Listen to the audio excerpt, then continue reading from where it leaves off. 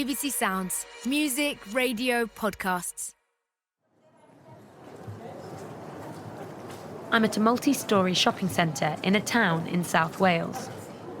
It's a Friday morning and it's busy. But as I rise higher through the different floors, the crowds begin to thin out. The person I've come to find is Richard D. Hall. He's someone who spread conspiracy theories, saying that atrocities like the Manchester Arena bombing were faked by the government, that children who were killed are really alive and living overseas, and he's even boasted about hiding a camera outside a survivor's home.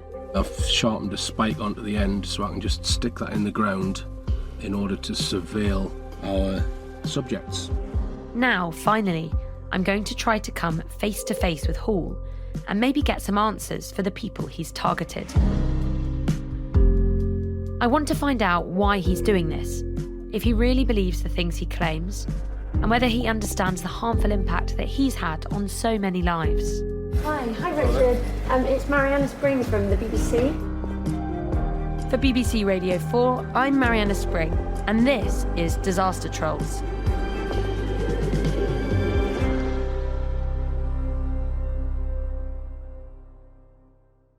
So far, Hall has rejected all my approaches to talk. I've requested phone calls and interviews, as well as answers to particular questions I have. But before I go to meet him, I'm hoping to get some insight into the mindset of people like him who make false claims about terror attacks. That's because, along with the cast of pseudo-experts that Hall gets on his show, there are other people who also promote similar theories. Definitely a pioneer. I'll just say this, there's many people that have taken my work and just repackaged it, not giving me credit. The boast of the person behind a YouTube channel which posted one of the first videos to falsely claim that the Manchester bombing was a hoax. His video appeared on the same day as the Manchester attack and quickly went viral before being taken down by YouTube. He's also made videos claiming that the Westminster Bridge attack and 7/7 bombings were hoaxes.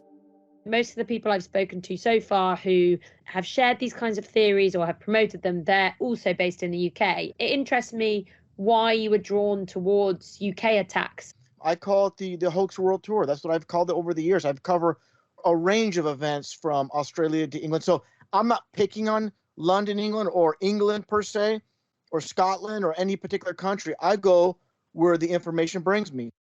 He doesn't use his real name and refuses to do an interview unless he can speak anonymously.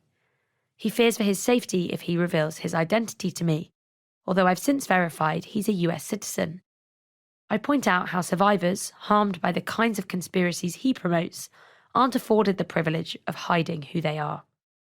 Although many of his videos have been removed, he relies on his committed fans from all over the world to get the message out there. So what happens is those individuals, they post them to different social media websites. They have smaller channels, so the spotlight's not on them, and they're like fly under the radar so they can get away with it. So they're putting my old content up, and no one's reporting it because, again, the spotlight's not on them. So it's out there still. There's a lot of my content still out there. Like Hall, the channel pushes the idea that sinister state actors are orchestrating these events. Unlike Hall, he doesn't target the stories of survivors and victims quite so specifically. But having met the survivors of attacks, I know how harmful that sort of content can be. When I confront him about it, he just doubles down. I'm not believing any of these stories anybody's getting injured. They're staging these. They agree these are premeditated.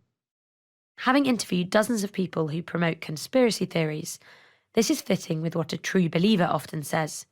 He readily defends himself again and again. His obsession with these theories is obvious, even though they're deeply hurtful. But if he genuinely believes them, why is he only willing to promote them under a pseudonym? When I ask him that question, he says something really interesting, and relevant, I think, to Richard Hall. I want to separate myself, what I do for a living. I don't want to affect that and just do this separately. So some people do this for a living, like they'll like have a Patreon, they'll have ads, whatever, and this is what they do for a living. I don't. This is something I do on the side. A lot of people have gotten into conspiracies because they've seen how many views it received. They knew it would get them a lot of attention.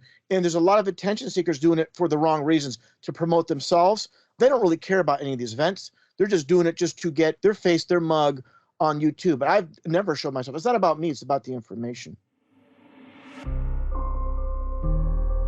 In those comments, he's not talking directly about Hall. But there is a comparison to be drawn. For the man behind this YouTube channel, this is an obsessive hobby and a belief system. He says he doesn't make a living from it and keeps himself anonymous. Hall's face and name, however, are front and centre of his operation. He requests donations on his site.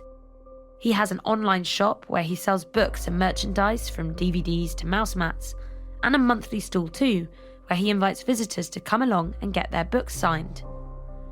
Compared to the YouTube channel man, Hall has gone all in on trying to build a brand in his own name. It's important to say that Hall is no millionaire like conspiracy theorist Alex Jones, but this cottage industry appears to be how he earns a living. While making this podcast, we thought carefully about how much exposure we should give to conspiracy theories and the people who spread them. That's partially why we don't name the channel we just heard from.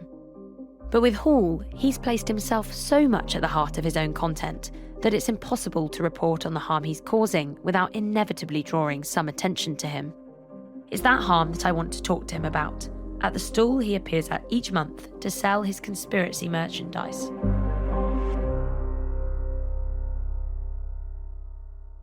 On a Friday morning in October, I sit with Alice in a car park close to Hall's stall. Alice is producing a film for BBC's Panorama, along the same lines as this podcast. We're going to go see Richard D. Hall at his market stall.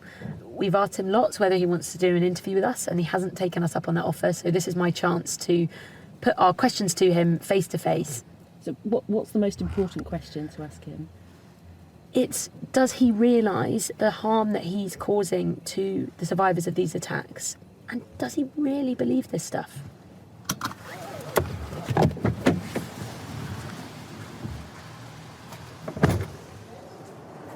This is an unannounced visit, what's known as a doorstep, a sort of journalistic last resort.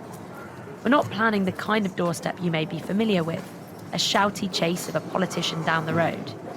We've thought carefully about how to approach Hall and the best way to try and get answers for the people he's targeted. I'm not usually a nervous person, but I'm definitely feeling the nerves on the escalator ride to the top floor of the shopping centre. I'm with Tom, our camera operator, who has a large camera on his shoulder. Ready? We approach the stall, passing a small bakery where an oven alarm pings. Then I see him.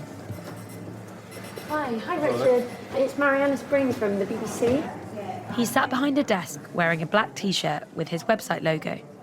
There's a very brief second where his expression is open, almost welcoming, before he sees the camera behind me and his face drops. I've been in touch about a podcast and a panorama that we're doing, and I wanted to come here to get some answers to some of the questions that I'd asked you. I wondered if you'd be up for answering some questions? No, thank you. No, thank you. More t-shirts and hoodies are on sale on the wall behind him. Next to them, books by Hall and others. I'm much smaller than him, but as he's sitting, we're about the same height.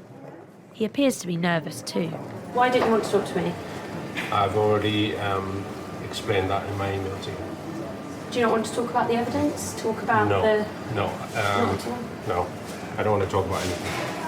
In his videos and book, he presents himself as an investigator uncovering hidden truths.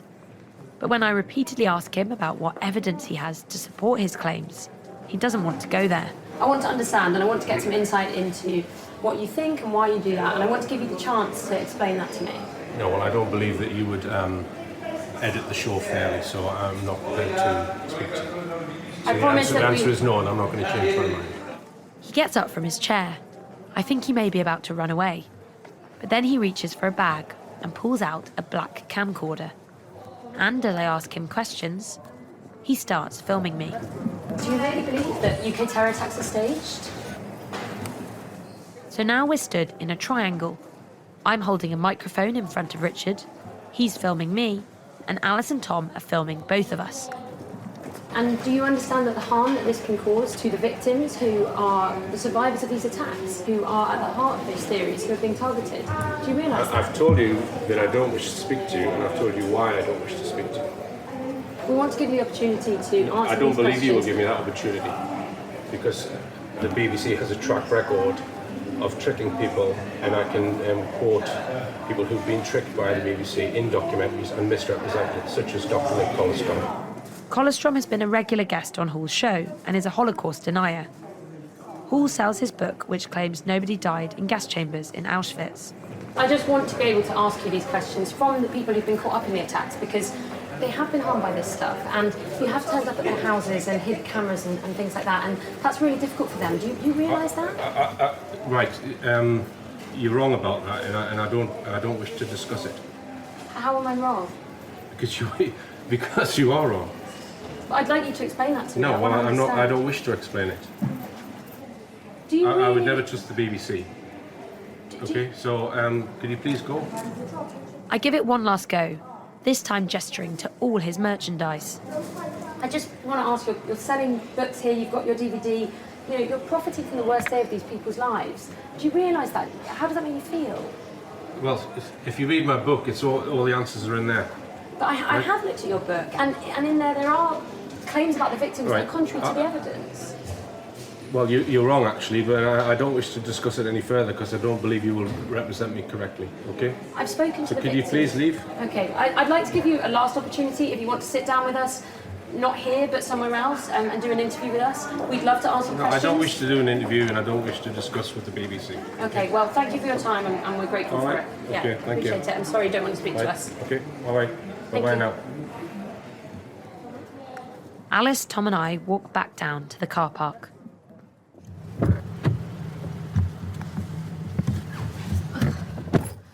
Well, I just had the chance to talk to Richard at his stall. We tried our best to get answers, and I think it's interesting that he doesn't want to talk to us, because I think that for some of his fans and followers and people who turn up at his stall, they might think, oh, don't you want to present your evidence? And we wanted to give him that opportunity, but he's decided he doesn't want to. And not just that, but when I asked him things like, you know, do you really believe this stuff? He just didn't engage with it. So why do you think he hasn't engaged with us? Why do you think he has turned down all of our offers to do an interview? I thought he might be up for sharing what he thought, and I think he's realised that, particularly given that we are in touch with the survivors of these attacks, it's certainly not going to be an easy conversation. And maybe this is one of the first times he's had to actually confront the reality that this is affecting those people's lives.